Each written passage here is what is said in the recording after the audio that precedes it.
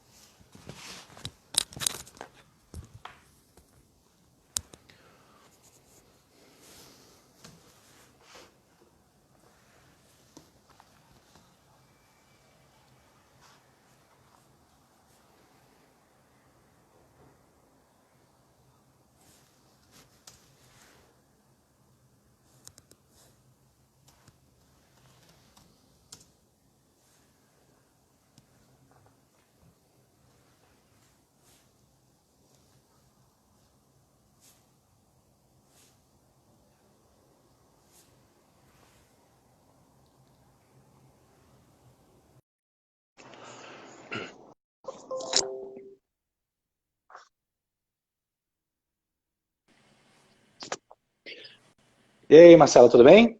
Boa noite, Mauro. Tudo bem, e você? Boa noite, tudo bom? Tudo ótimo. O pessoal está entrando aí, estava te aguardando, então já já vamos começar. Como é que estão as coisas? Aliás, começando por eu te perguntar, como é que estão as coisas na Claritas, né? Com você, com a sua família e na Claritas também nesse momento. Vocês estão todo mundo de casa, né? Ah, legal, Mauro.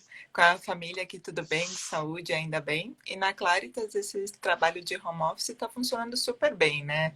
A gente nunca tinha tido uma experiência dessa com a empresa toda trabalhando de home office, mas vou te falar que está sendo surpreendente a produtividade. Tenho sentido todo mundo trabalhando muito mais, as reuniões funcionando de forma até mais objetiva, tendo uma interação super legal. Então é uma experiência que está sendo aprovada lá na Claritas. Todo mundo de home office, todo mundo trabalhando até mais, eu acho. Não, legal, e acho que essa tem sido uma experiência compartilhada por muita gente, né? Essa eficiência maior, né? É interessante como isso vai afetar a economia, tá? É um tema para a gente conversar um pouco mais na segunda parte da nossa conversa de hoje. O pessoal está Legal. entrando, mas a gente já vai começando. Acho que a ideia hoje é a gente falar um pouquinho. Bom, de novo, mais uma vez, em primeiro lugar, obrigado pela disponibilidade e obrigado a você, o pessoal da Claritas Investimentos, por falar com a gente aqui na Panda Investimentos sobre isso. A gente tem, né, vários clientes que obviamente são investidores da Claritas. Acho que os fundos da Claritas são excelentes e a gente sempre comenta sobre isso, né, com os clientes. A gente sempre tem uma interação muito boa com o pessoal da Claritas, de altíssima qualidade, né, intelectual e técnica no mercado financeiro. E aí, você, como economista-chefe da Claritas, não fala com a gente, obviamente, sobre os fundos e nada disso. Hoje é o dia de falar sobre cenário, hoje é o dia de falar sobre economia, sobre política, e essa é a ideia da noite. A gente fala sobre, puxa, nesses temas de economia, de política, dentro de um cenário de uma crise sanitária, né, de uma crise de saúde, uma crise causada por uma pandemia e que nos afeta a todos. A gente está redescobrindo como trabalhar, descobrindo novas maneiras de trabalhar, descobrindo novas maneiras de, enfim, interagir com colegas, de trabalhar, de, né, interagir com a interação entre empregadores e empregados, a interação, enfim, em todas as nossas, né, áreas, as áreas da nossa vida, das nossas vidas. Então, é uma novidade muito grande para todo mundo. Como é que vocês viam, e aí essa que é talvez a primeira pergunta que eu ouvi de você, tua primeira intervenção, como é que vocês viam, e você particularmente como economista-chefe da Claritas, entendia o Brasil e o mundo 3, 4 meses atrás, quer dizer, antes de tudo isso começar, né? Parece que é um exercício de muito voltar para o passado, mas não é tanto, porque foi outro dia, né? Até outro dia a gente estava falando de outro cenário, de outra história. Se a gente pensar em início de março, né, desse problema todo, estamos agora em início de junho, basicamente. Então, 3 meses e meio. Como é que você via na época Brasil e mundo, né, antes da gente falar o que mudou? Como é que era aquele momento do tempo? Ah, legal, Mauro. Primeiramente, de novo, muito obrigada aí pelo convite para nós da Claritas. É super importante esse canal de comunicação, bater esse papo, manter atualizado todo o nosso cenário, gestores falarem de posicionamento. Acho que o trabalho que vocês têm feito é excelente de educação financeira e a gente fica muito feliz de participar dessa evolução também das lives e trazer esse canal de comunicação diferente aí para os clientes também. É É, isso aí. Mauro, eu acho super importante essa primeira pergunta, né? Eu acho sempre relevante a gente contextualizar. Como você já antecipou, essa crise que nós estamos vivendo hoje é uma crise totalmente diferente, porque tem a sua origem num problema de saúde pública, né? Só que para nós entendermos como que o mundo vai atravessar essa crise e como pode sair dessa crise, eu sempre gosto de lembrar como que nós estávamos antes disso tudo, né? E 2019 parece que está muito longe, como você comentou, né? Até fevereiro ali, janeiro, parece que fazem anos já que nós atravessamos esse período, mas a gente não pode esquecer que a situação global, na nossa opinião, já era muito desafiadora, tá, Mauro? Quando a gente É. olha o ano de 2019, se a gente pega preços de ativos, parece que foi um ano super favorável para a economia, né? As bolsas subindo, parecia que o mundo estava atravessando um período super favorável. Mas não foi bem assim, né? Quando a gente olha em termos de crescimento global, Mauro, o ano passado foi um ano muito desafiador. O mundo ele cresceu somente 3%. Hoje 3% é luxo, né? Hoje a gente estaria soltando fogos crescendo 3%. Seria muito bom. Hoje seria ótimo, mas o ano passado isso foi uma grande preocupação, porque uma taxa de crescimento global de 3%, ela tinha sido a menor desde a crise de 2009. E essa taxa de crescimento, o ano passado, ela só não foi menor porque houve reação muito rápida dos bancos centrais. O ano passado a gente já teve cortes da taxa de juros nos Estados Unidos, em vários países emergentes. E essa reação dos bancos centrais evitou que a economia global mostrasse uma desaceleração maior. Essa desaceleração foi causada em muito por conta da guerra comercial entre China e Estados Unidos. É uma guerra que já era uma bandeira do Trump, mas começou a ganhar muito mais força ao longo do ano passado, e isso levou a uma grande desaceleração do PIB global. A economia É. global ela só não desacelerou mais por conta desses estímulos monetários e por conta da trégua da guerra comercial entre China e Estados Unidos. Ali no final do ano passado, houve aquela sinalização importante desses dois países buscarem um acordo, que foi a chamada fase 1 do acordo da guerra comercial entre China e Estados Unidos. Só que, na nossa opinião, lá na Claritas, Mauro, mesmo com todo esse estímulo e mesmo com essa trégua, a gente desconfiava que o cenário global ele era ainda muito desafiador, tá? Porque, na nossa opinião, de fato, o estímulo monetário global ele iria ajudar as economias esse ano, mas ele só iria estabilizar o crescimento. E a gente não teria uma aceleração do crescimento global esse ano. E além da gente duvidar de uma aceleração do crescimento global, a gente enxergava que poucos países ali conseguiam ter uma trajetória futura mais favorável. E todos esses países eram emergentes, não só o caso de Brasil, mas o caso de África do Sul, México, Índia. E para a gente era um É. cenário um pouco diferente, falando o mundo dependendo só de emergentes não é algo usual. A gente sempre tem recuperações sincronizadas, né? Todo mundo ali na Claro. mesma toada. Então, para a gente já era um fator de muita desconfiança e a guerra comercial nem se fala, né? Confiar em É. Trump é muito difícil, apostar na previsibilidade dele ainda mais. A gente sabia que era ano de eleição nos Estados Unidos, que para o Trump não seria benéfico uma desaceleração da economia americana, mas a gente não podia esquecer que com a definição do candidato democrata, com qualquer sinal do Trump tendo vantagem, guerra comercial voltava rápido, né? Claro. Então, globalmente, Mauro, a gente falava, poxa, é um ano que talvez o mundo respire um pouco, o mundo fique de olho na eleição americana, o mundo comemore vários estímulos e tenta estabilizar. Mas para nós, o balanço de risco era mais negativo do que positivo. Aí, para É. o Brasil, a situação era um pouco diferente, tá, Mauro? Para o Brasil, aí, o cenário era bem mais construtivo, tá? A gente já passava por anos mais desafiadores do que o resto do mundo, né? Enquanto o resto do mundo estava desacelerando, o Brasil estava estagnado, com crescimento médio aí de 1% nos últimos 3 anos. E a gente entendia que essa frustração com o crescimento, a falta de ganhar tração, era devido muito à incerteza política, incerteza em relação às reformas.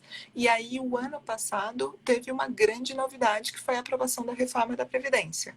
Foi uma Sim. reforma muito robusta que foi aprovada até de maneira mais rápida e surpreendente, na nossa opinião. E essa reforma, ela já foi acompanhada, inclusive, da retomada do ciclo de queda de juros no Brasil. Então, para o Brasil, a gente tinha uma condição de crescimento muito melhor. Era um fiscal bem coordenado, um fiscal endereçado, com várias reformas podendo ser aprovadas depois da Previdência e uma taxa de juros cadente. Claro que ali no começo do ano a gente já tinha dúvidas em relação à velocidade do crescimento brasileiro. Lá na Claritas, a gente nunca acreditou que o PIB do Brasil esse ano fosse crescer mais do que 2,5%, 3%, como chegaram a falar. Mas para a gente o importante não era a taxa de crescimento esse ano, e sim os pilares Claro, que estavam sendo claro. colocados. E aí, para o Brasil, o cenário era muito mais construtivo do que para o resto do mundo. Exato. Então, a gente foi para o carnaval aqui com um cenário, como você falou, construtivo de Brasil, tendo vindo de uma reforma de previdência, né? E a gente tinha muito realmente muita esperança de que, né, esse ano a gente conseguisse avançar em outras reformas, que a gente conseguisse, né, ver uma manutenção dessa disciplina fiscal, não é isso? E apesar do cenário externo ruim, com essas incertezas com relação a Trump, guerra comercial e tudo isso, aqui, pelo menos aqui dentro, era um cenário mais, relativamente mais tranquilo dentro do possível de Brasil. Eu sempre comento que mercados emergentes, né, eles sempre são máquinas de volatilidade, né? Isso é um termo que foi utilizado pelo Michael Pérez, que é um professor americano que trabalha na China, e ele tem um livro chamado The Volatility Machine, que sempre mostra como que mercados emergentes exacerbam qualquer choque. E isso aí a gente vai, né, vai ver agora na próxima parte, porque foi isso que a gente viu também aqui em Brasil. Mas é isso, a gente foi pro carnaval nesse sentimento. Lá fora talvez não tão construtivo, aqui um pouco mais. E aí o que aconteceu? Uma bomba caiu em cima das nossas cabeças, nosso mundo mudou nos últimos 3 meses, a gente, né, teve que se reinventar de diversas maneiras. Como que você vê tanto o mundo como o Brasil, né, nesse cenário mais agora, antes da gente falar mais de futuro um pouco mais à frente? O que está agora na tua cabeça, na atuação, né, no que você fala para os gestores da Claritas nesse momento? Legal, Mauro. Realmente caiu um meteoro, né? Até o Paulo Guedes tem usado essa expressão e acho que é a melhor forma de descrever. Como foi um evento totalmente inesperado, não estava em nenhum tipo de risco, nenhum tipo de análise, colocar uma pandemia, e uma pandemia que conseguiu aí se espalhar rapidamente, né? Quando chegou na China, ali antes do carnaval, a gente já tinha o É. coronavírus na China, mas tinha aquela ilusão de que ficaria restrito, né? Que seria um evento que a China conseguiria não espalhar para o resto do mundo, que foi um erro enorme. Tanto é que todo mundo foi para o carnaval numa boa aqui, né? Exatamente. Se a gente tivesse responsabilidade, né, todo o isolamento, distanciamento já teria começado no carnaval, é um bom ponto mesmo. É. Mas teve esse erro de análise de todo mundo achar que ficaria restrito à China e rapidamente se espalhou, né, Mauro? E aí, como a gente já tinha conversado no começo, é uma crise de saúde pública, né? Não é uma crise econômica que tem a sua raiz do problema no sistema bancário, uma bolha setorial ou erro de política econômica, que são as crises mais Que a comuns gente já aí, conhece.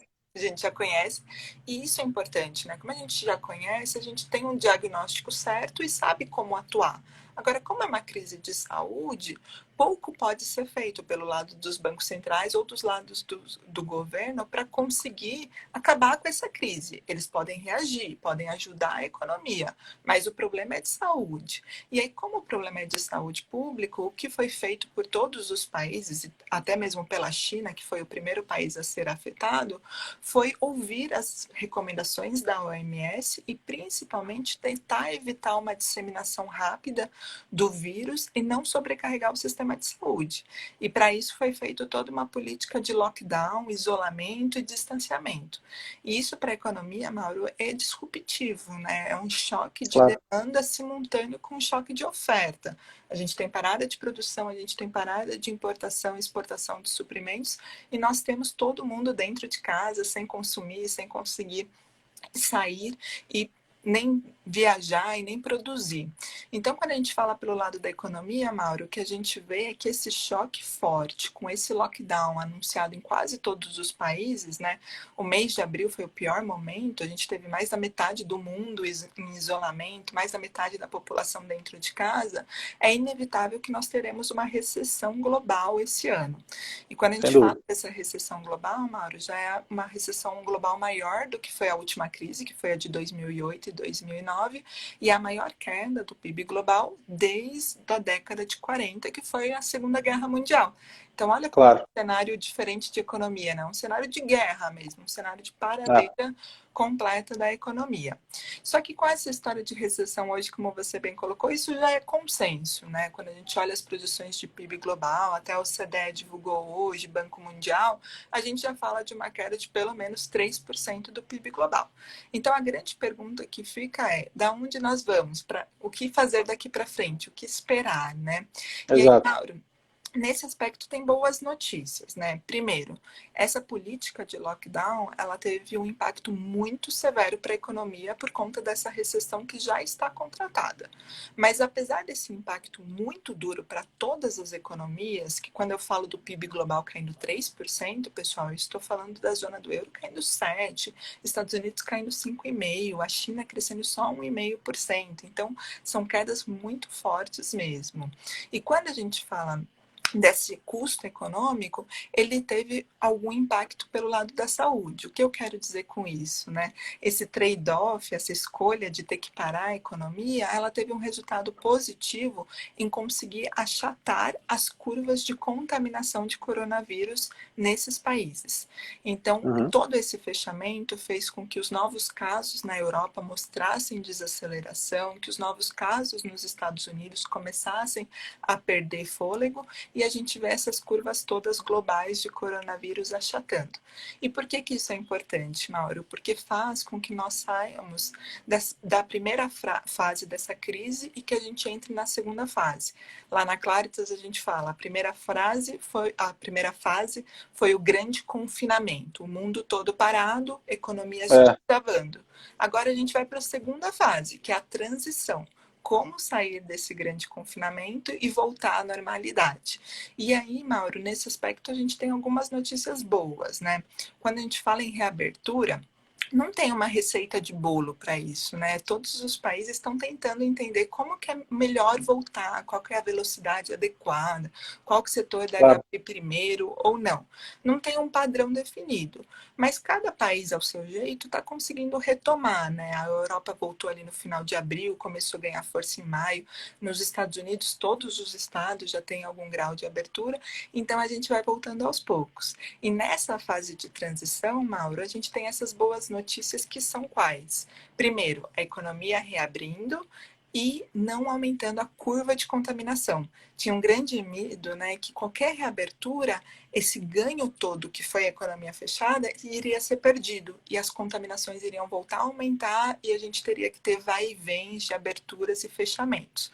Isso, por Uhum. enquanto, não está acontecendo. Por enquanto, as economias retomam e a gente ainda não tem ondas de susto com esses casos de coronavírus aumentando.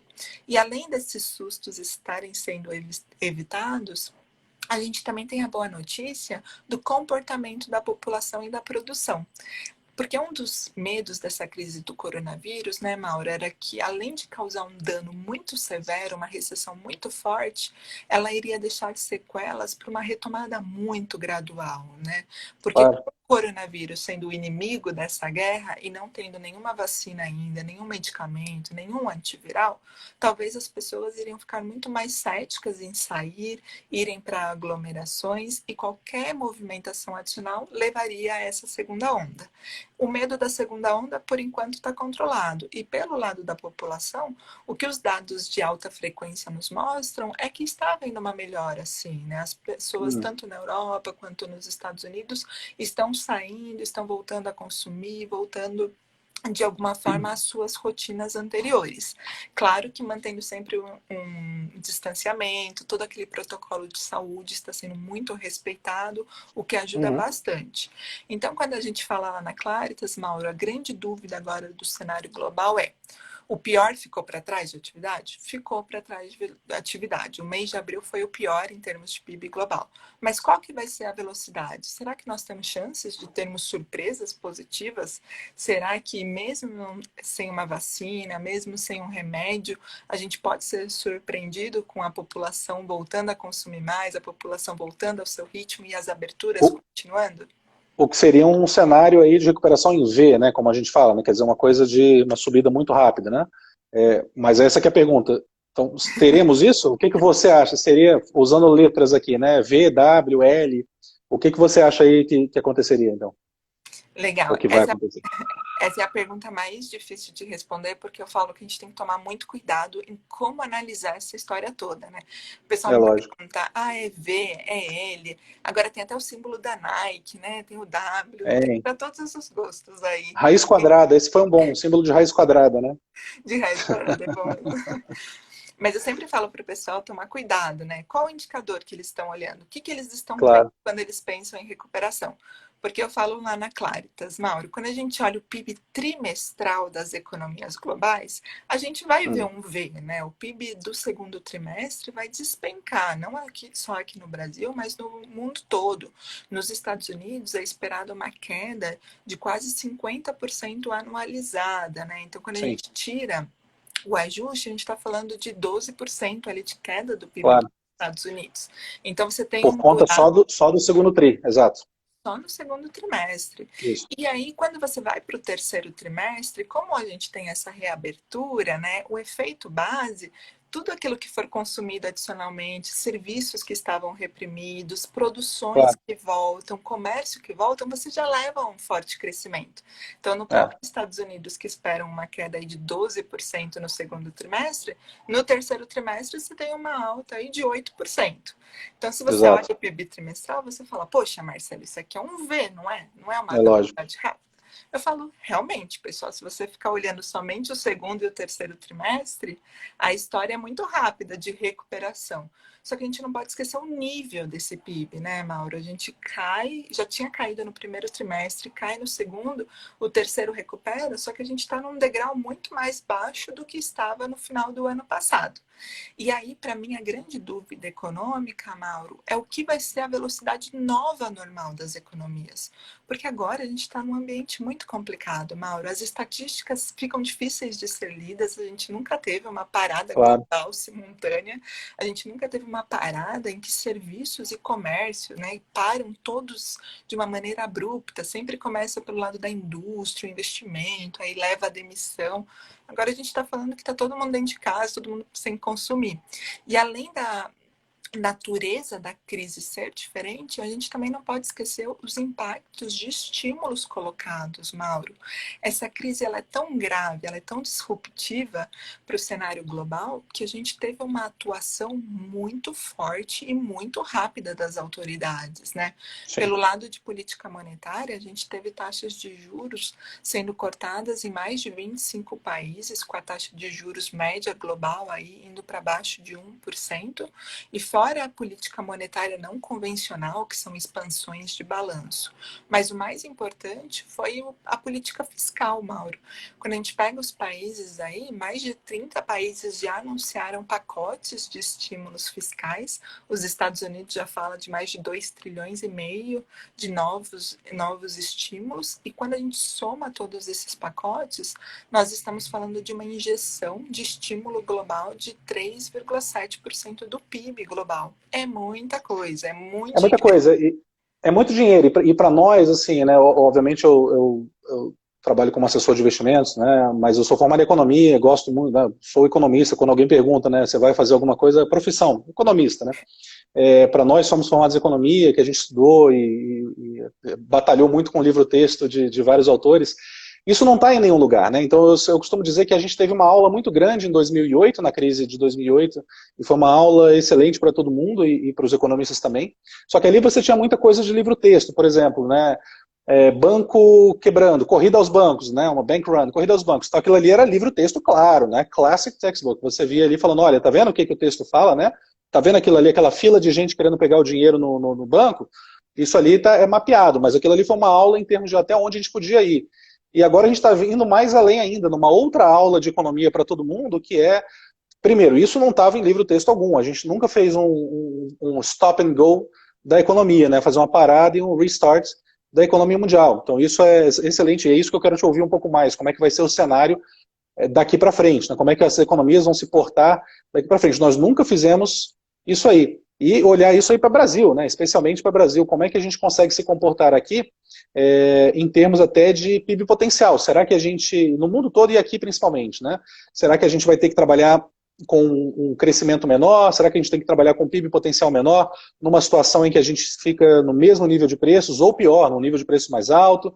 Será que a gente tem um cenário de a temida estagflação vindo por aí, né? Mas enfim, acho que esses são os temas e que a gente está tendo uma aula dura, né? Uma aula triste, até por conta da crise de saúde, mas uma aula ao vivo, né? Uma aula aí de alguns meses que certamente mudarão a nossa percepção, né, daqui para frente, né? Principalmente de como os economistas trabalham e o que eles têm que levar em consideração nas suas análises. Então, como é que você vê esse crescimento? É por isso até que o pessoal fala, né, e você tem toda a razão, depende do indicador, mas olhando para uma retomada no estilo raiz quadrada, né, que você estava aqui, daí caiu, subiu, mas não subiu tanto, e foi numa retinha mais tranquila, né, quer dizer, num patamar mais baixo do que estava antes. Será que é isso que nos aguarda? O novo normal que a gente viu depois da crise financeira, agora vai ser um new normal? Eu acho muito legal a abordagem que você faz, Mauro, de falar que nós estamos presenciando uma aula ao vivo de economia, né? Porque isso já demonstra, eu acho que isso é importante para todos os economistas, a questão da humildade, né? Da gente saber que a gente não tem uma resposta e que a gente tem que ficar muito atento a todos os dados, a tudo que acontece, declarações, tentar entender a economia e não achar que está no livro texto e que tem uma resposta fácil. Então, eu acho muito legal a gente Exato. lembrar disso, que é uma aula, né? E a gente pode mudar de opinião todo dia, a gente tem que repensar, a gente tem que se questionar todo dia. Lá na Claritas, no processo de investimento, a gente já faz isso. Mas acho até que como economista mesmo, a gente tem que repensar vários conceitos que estavam tão certos na nossa cabeça, porque essa pandemia e essa crise vem para nos questionar, né? Então, eu acho bem legal você falar em aula, porque é isso mesmo que nós estamos presenciando hoje, né, Mauro? E aí, nessa aula, o que eu já acho que eu aprendi, ou pelo menos o que eu acho que eu consegui absorver de tudo o que a gente vem lendo e que a gente vem tentando observar dos dados, tá? Então, como eu falei, eu acho que tem essa recuperação natural no terceiro trimestre. Eu acho que o pior ficou para trás por conta do isolamento. Mesmo que a gente não tenha uma vacina, Mauro, a gente não acredita na segunda onda de contaminação, né? É muito cedo para falar isso, mas eu acho que todos esses protocolos de saúde, toda a mudança até do hábito de consumo das pessoas, o hábito de sair, se cuidar, usar máscara, álcool em gel, sanitização, tudo isso ajuda no controle da doença, tá? Então, com essa premissa de que não tem uma segunda onda de contaminação, o pior da atividade global ficou para trás, então o PIB do segundo trimestre cai forte, o terceiro sobe, mas a gente não volta para aquele patamar. E aí, qual que seria essa nova velocidade? Aí, nesse aspecto, Mauro, eu sou um pouco mais preocupada, um pouco mais cética, tá? Porque eu acho que esse stop and go, como você muito bem colocou, ele deixa sequelas, né? Ele deixa um legado negativo. Por mais que a gente tenha observado uma grande ação por parte dos bancos centrais e por parte das autoridades, dos governos, em querer É, contribuir para a economia, fazer essa ponte, infelizmente a gente vai sair dessa crise mais pobre, né? Nós sairemos com os governos mais endividados, as empresas mais endividadas e a população mais endividada. E além de todos nós sairmos mais pobres dessa crise, a gente não pode esquecer que talvez algumas empresas não sobrevivam a ela. Mesmo que vários governos tenham tentado fazer linhas de créditos, tentado fazer programas muito mais atrativos, muito mais rápidos, talvez tenham empresas que simplesmente não conseguiram e vão fechar as portas. E além das exato. empresas, a gente não pode esquecer da população. Mesmo que o governo tenha vários programas de estímulo para não demitir ou para recompor a renda que é perdida durante essa crise, nós também vemos que a taxa de desemprego, não só no Brasil, mas nos Estados Unidos e na Europa, vai ficar em um nível superior ao que era antes da crise. Então, tudo isso, Mauro, na minha opinião, nos faz crer que depois que passar essa volatilidade, né, tentar voltar a uma normalidade global, as taxas de crescimento elas vão ser lentas ainda. A gente ainda vai encontrar um nível do PIB global inferior ao que era antes da pandemia, pelo menos até o final do ano que vem. A gente acha que esses níveis altos de endividamento, desemprego mais alto e principalmente aquele espírito das empresas de investir, tudo isso vai ficar esquecido, tudo isso vai ficar muito mais de lado e muito mais difícil, né? Então, quando eu falo lá na Claritas, claro que os mercados talvez estão olhando muito mais antecedência a vários outros fatores, estão comemorando que o pior ficou para trás, mas pensando em economia, em crescimento, em consequências, infelizmente tem uma herança negativa, na nossa opinião, tá? E principalmente para o Brasil, né, que eu queria até que você comentasse um pouco mais aí, eu sei que, né, e esse é o foco, o Brasil tem nós temos uma questão que a gente acabou ficando velho antes de ficar rico, né? A gente não aproveitou o bônus demográfico, a gente, né, quer dizer, é como eu sempre brinco aí, né, a gente tá ficando velho, tá ficando um país, né, assim, que está se encaminhando para o que seria, né, uma economia, uma característica demográfica um pouco mais de país desenvolvido, isso demora algumas décadas, claro, mas está acontecendo, mas a gente não ficou rico para poder aproveitar isso. E a gente perde muitas oportunidades, até talvez por conta do nosso lado político, que a gente não consegue resolver tão bem, e é sempre uma crise depois da outra, né? E para além do lado político, é outro ponto que eu costumo comentar, quer dizer, que sociedade queremos ser, né? Então a política nada mais reflete do que a discussão que talvez a gente não tenha de uma maneira tão boa, né? Que tipo de sociedade a gente quer ser.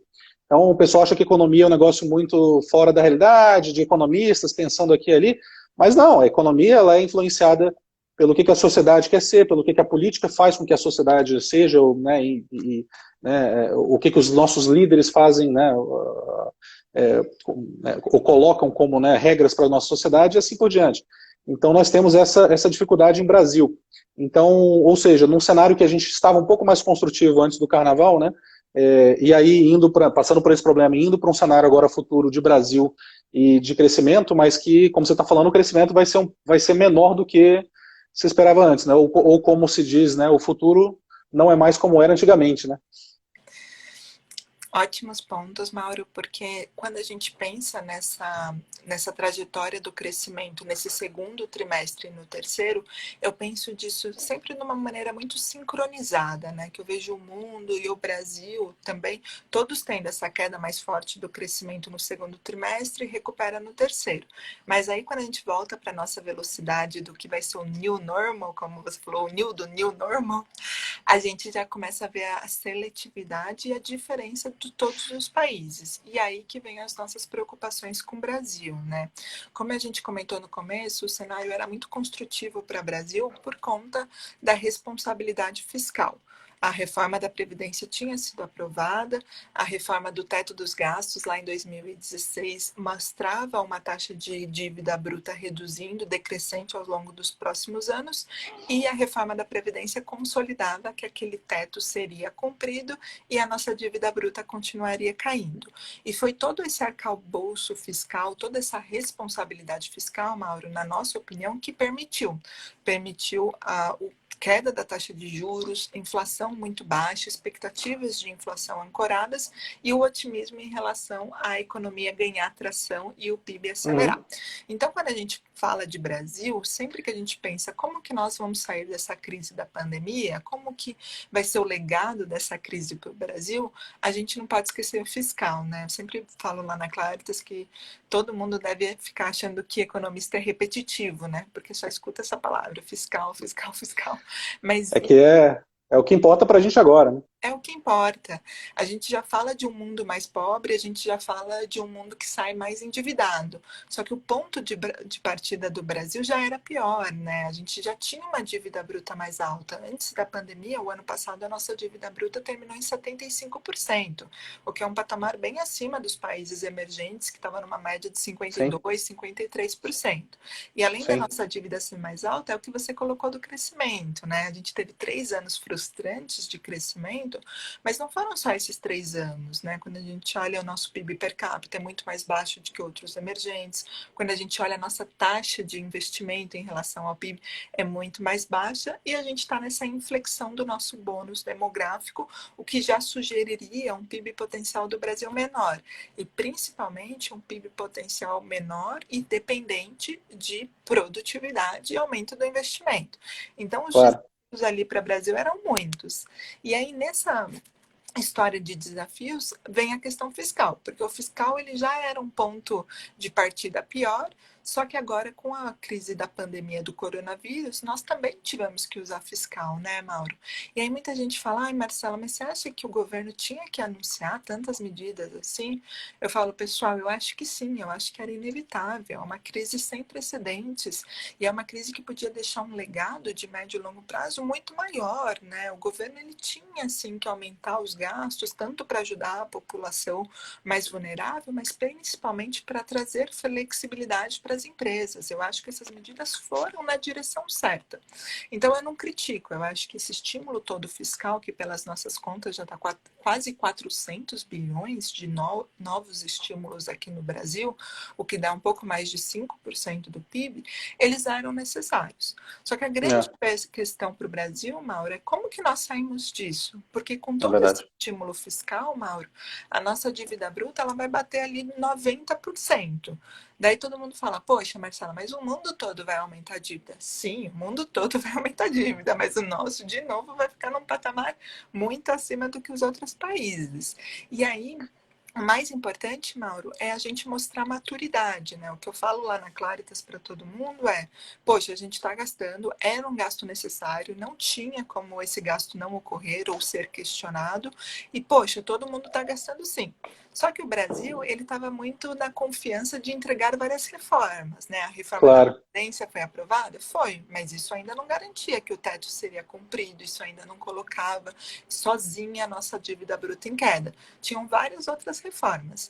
Então agora, Mauro, quando eu penso em crescimento do Brasil, quando eu penso em tudo de Brasil, tá? Quando eu penso em crescimento, quando eu penso em taxa de juros, inflação, velocidade da recuperação, eu penso o que que esse governo, o que que essa equipe econômica vai me mostrar de responsabilidade fiscal para o ano que vem. Lógico. Esse ano, tudo bem, Ah, esse ano esquece. Não. tudo bem, e era necessário, né? Poderia É. está evitando uma queda maior do PIB, está evitando perdas potenciais para o PIB maior, tudo bem. Agora, e daqui para frente? Daqui para frente, eu falo que nesses próximos 3 meses, Mauro, a gente já vai ter a resposta do que vai ser a escolha dessa sociedade, na minha opinião. Porque Você acha que esses 3 meses vão ser definidores para a gente? eu acho que vão ser discussões importantes, Mauro, porque os benefícios que foram colocados, muitos deles acabam agora. Por exemplo, o auxílio emergencial de R$ 600, ele inicialmente iria durar 3 meses. Agora, o próprio governo já fala de uma extensão de 2 meses, mas reduzindo esse valor para R$ 300. Primeiro teste de fogo dessa maturidade fiscal. Será que o Congresso consegue reduzir essa renda imediata para a população? Já é uma pergunta importante ali para a gente ver como estão as coalizões políticas, como que está todo o andamento político no Congresso.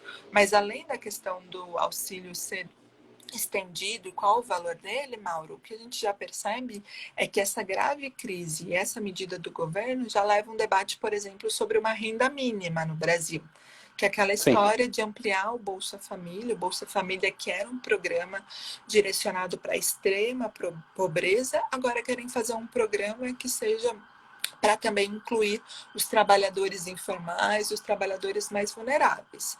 Olha É, só. e que o problema é o seguinte, não é que alguém pode ser contra isso, alguém que, né, vai falar, não tem que ajudar. Todo mundo sabe que tem que ajudar, mas assim, A falando conta claramente, né, fecha. a conta não fecha e aqui não é a Finlândia. Né? A Finlândia ele consegue fazer isso muito bem. Os países nórdicos, outros países, eles conseguem fazer. Aqui não, né? Então teremos um impacto fiscal. E aí a gente fala tanto para o pessoal que nos assiste, né? O fiscal não é nada de coisa chata, como a Marcela comentou, não é nada de coisa chata do economista. É simplesmente a conta de casa, né? A economia, a conta doméstica, né? Do nosso país, nossa casa chamada Brasil. Então, ou tem dinheiro para pagar as coisas ou não tem, né? E aí o que nos leva, que me leva até, antes da gente falar de câmbio mais à frente, que eu quero comentar, mas já nos leva a uma junção disso aí, é falar um pouquinho, né, e aproveitar que a gente está aqui no meio de tanta gente qualificada e falar um pouquinho dessa coisa que tem se publicado bastante, né? Quer dizer, tem muitas ideias, né? Só que boa parte das ideias não são boas, né? Como, por exemplo, aquela coisa chamada teoria monetária moderna, né? Modern Monetary Theory, que é MMT, né? Para quem já acompanha por aí. Porque seria, via MMT, teria uma saída ali de falar, imprime dinheiro, né? Basicamente é isso. Aciona a maquininha do Banco Central, né? Imprime dinheiro, infla a base monetária, né? Infla o balanço do banco, e faz com que, né, joga isso para o Tesouro, paga a dívida, ótimo, maravilha, não teremos dívida PIB de 90%. Você acha que essa teoria ela traz alguma resposta válida a isso aí? Porque a minha opinião é que não, já vou adiantando, mas gostaria de ouvir de você. O que você acha que tem de ideia ou de potencial, né, saída para essa crise fiscal que nós temos? E aí, eventualmente, saídas heterodoxas, né? Nós temos um longo histórico de heterodoxia no Brasil que não é muito legal. Então, o que você acha disso aí? Olha, Mário, excelente pergunta, porque eu já adianto também que não concordo e sou super cética em relação a esse debate crescer, né? Então, até mesmo antes de entrar na história da MMT, que eu sou contra também, acho um desserviço todo esse debate, é a questão do fiscal, né? Então, eu falei dos 3 meses, Mauro, porque talvez a gente não terá todas as respostas ainda, mas esses programas serão discutidos, as ideias mirabolantes sempre surgem no meio da crise, né? A gente já teve a ideia do plano pró-Brasil, que nada mais é do que o que foi a política econômica da Dilma, né? Aumento dos gastos do governo e de forma É, irresponsável e improdutiva. era uma ressuscitação aí da nova matriz econômica. Exatamente, só mudou o nome ali, mas mudou a roupa, mas a ideia era a mesma. E aí, no meio dessas crises, tem essas ideias, né? Então, tem ideia de gasto adicional do governo, tem ideia de ampliar o gasto social, proteger os mais vulneráveis, tem ideia de desonerar as empresas, tem ideia de fazer reformas tributárias que às vezes não conseguem fechar a conta fiscal também. Ops, ficou preto aqui. Sumiu um pouco a sua luz aí, mas pode falar que a gente está te vendo. Não sei o que aconteceu aqui. Desculpa. Mas estamos te vendo, Então, normal. e essas ideias surgem, Mauri, eu acho que nos próximos meses elas vão surgir mais ainda. Por quê? As ideias do Congresso de como financiar tudo isso, as ideias para recuperação, porque, Mauro, não é fácil nenhum país conviver com taxa de desemprego igual a do Brasil vai bater, vai ser 14,5%, 15% nas nossas contas. São mais de 5 Uhum, milhões de pessoas desempregadas, é uma atividade caindo. Então começam a surgir dúvidas e a gente tem que discutir o orçamento do ano que vem. Agosto é claro. super importante. Agosto, o governo tem que mandar o orçamento para o ano de 2021. E o ano de 2021, como que o governo vai explicar que o teto dos gastos será cumprido? Ali ele vai ter que fazer as escolhas, que é muito bem o que você falou, escolha da sociedade. Ele vai gastar com o quê? Ah, tem que aumentar investimento, mas você vai tirar da saúde, você vai tirar da educação, você vai tirar da onde esse dinheiro, né? Então, acho que esses 3 meses, o debate vai ser super importante de fiscal e a gente vai ter que ter um pulso firme muito grande ali do Paulo Guedes, da equipe econômica e de todos que defendem essa agenda. Claro, Eu brinco lá na claro. Claritas que o Paulo Guedes ele vai ter que defender todas as pautas bombas, né? Eu nem consigo pensar em reformas. Eu primeiro estou vendo se ele consegue defender todas as ideias e todas as inovações. E aí nessa É, história toda, além do fiscal, surgiu essa história. Mas poxa, Marcelo, se o Fed, o Banco Central dos Estados Unidos, né? Se o Banco Central do Japão, eles ampliam o balanço, o Banco Central da Europa, por que o Banco Central brasileiro também não pode fazer isso, né? Por que não pode financiar a nossa dívida e simplesmente aumentar esses gastos, mas o Banco Central compra isso, né? Que é um pouco a ideia da MMT. Pessoal, é, eu acho isso uma confusão, né? Na verdade, eu sempre falo para todo mundo que a gente não pode esquecer o princípio básico da economia, né? Não existe almoço grátis, né? Não existe isso do Banco Central financiar essa dívida, financiar todos esses gastos sem nenhuma consequência.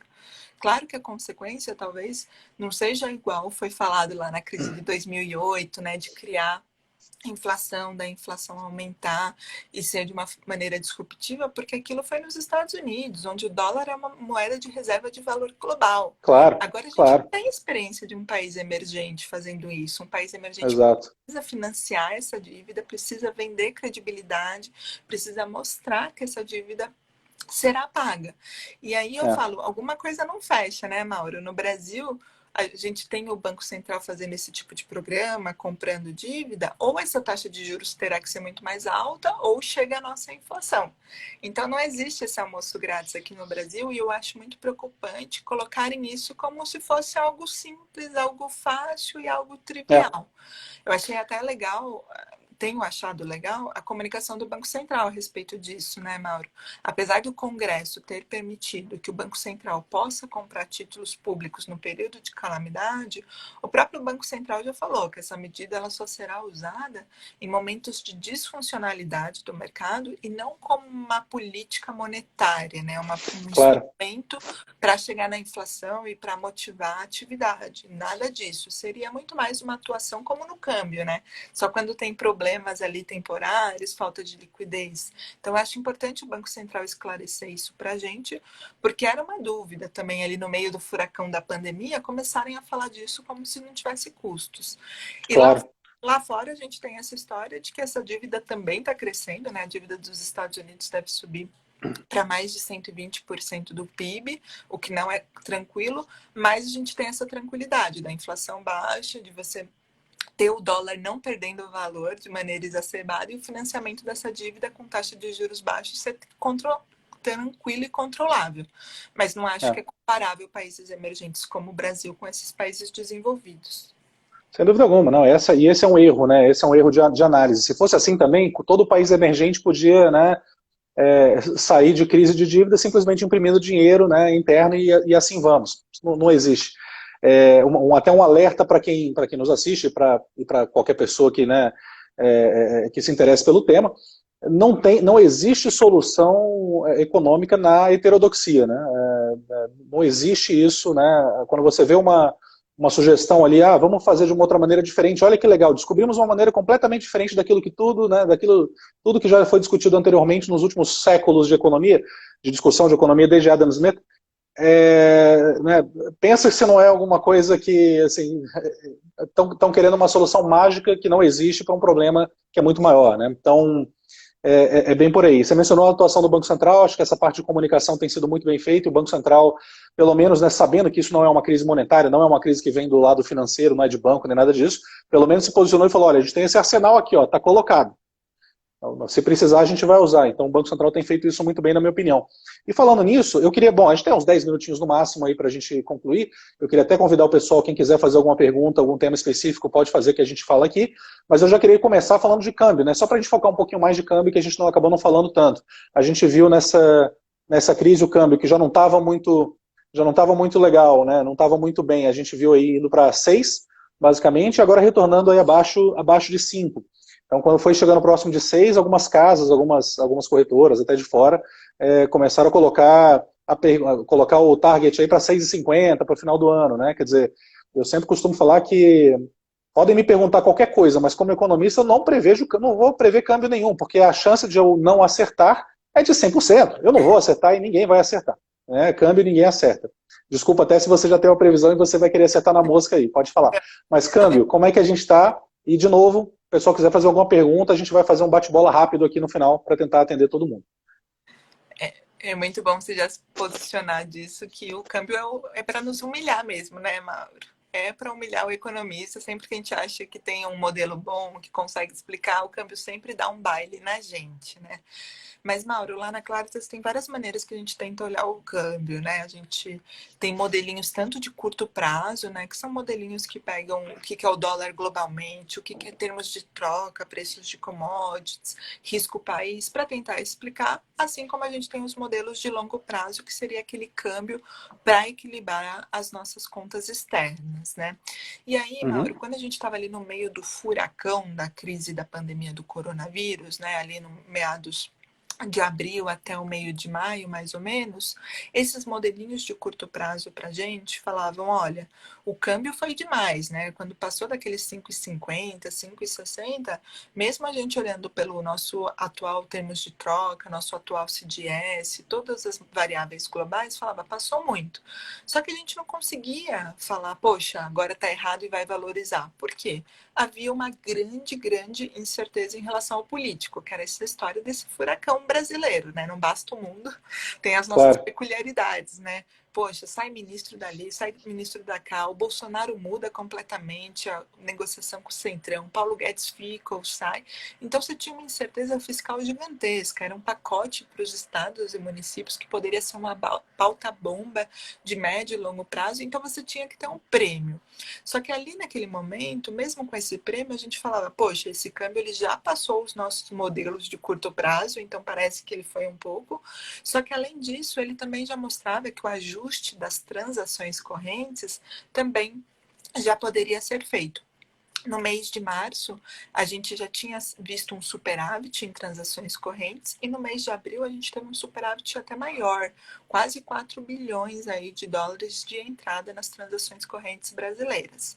E aí quando a gente projetava o nosso número de transações correntes com esse PIB nosso caindo 5,5%, esse câmbio desvalorizando quase 40% no ano, a gente falava, poxa, fez o ajuste, né? O déficit que estava lá quase 3% no final do ano passado, iria para 0,5% do PIB, e dependendo do PIB, né, a nossa projeção é de 5,5% de queda, né, mas alguns economistas falavam, poxa, pode cair 7%, 8%, o déficit zerava. Então tinham dois sinais ali importantes de que, olha, o câmbio parece que ele estressou muito. Só que aí eu acho que o sinal mais importante foi o mercado global, né, Mauro? A gente comentou muito agora se há uma recuperação em V, em U, em L, mas o mercado, mesmo não tendo essa resposta, ele comemora muito o fato das economias serem reabertas e das economias mostrarem que o pior em termos de atividade ficou para trás, e aí a gente teve um grande rally.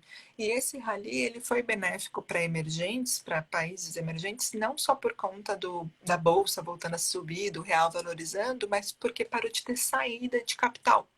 Então, quando olho as nossas transações correntes, elas estabilizaram. Mas o mais importante é que aquela saída de portfólio, de renda fixa, de bolsa, ela estancou. A gente conseguiu interromper. O mês de maio foi o primeiro mês que a gente teve superávit do fluxo cambial do Banco Central. Então, além de abril e março já ter mostrado transações correntes favoráveis, a gente já teve um fluxo cambial melhorando no mês de maio. Então, quando a gente olha essas variáveis, mal a gente fala, poxa, o real estava errado, ele tinha que ajustar. Agora, será que esse 5 é o certo?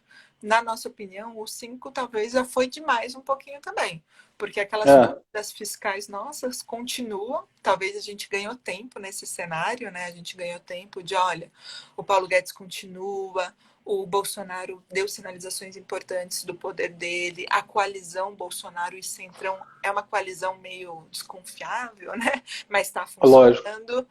Só que, por enquanto, não tem nenhum risco fiscal em vista neste momento. E, além disso, a gente tem a história do cenário global ajudando, voltando a entrar dinheiro para a renda fixa de países emergentes, parando de sair de bolsa.